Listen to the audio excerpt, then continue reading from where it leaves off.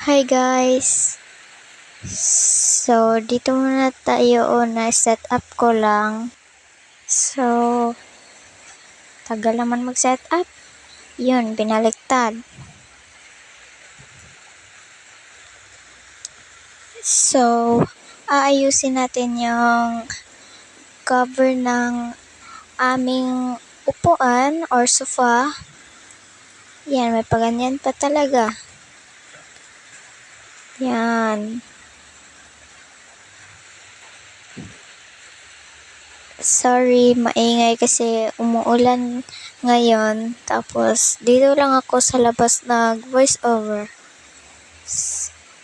Ayusin muna natin yung mga unan. Pagkatapos natin ayusin yung unan, sa kabila naman tayo. At ayun, may mga pusa pa talaga. At same process din sa kabila. Kung anong ginawa ko sa kabilang sofa, yun din ang gagawin ko sa kabilang sofa. At yan, punta muna tayo doon sa aming kitchen or kusina. Tagal naman maglakad. Yan, mga kape at sardinas. Kinuha na namin yung bigas. Ako pala yung nag-a-arrange ng aming mga delata. Hindi naman delata talagang inuulam namin palagi. May iba rin. So, tagal mag-ayos.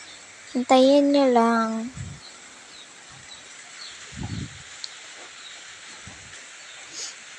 At yan, parang malapit na matapos.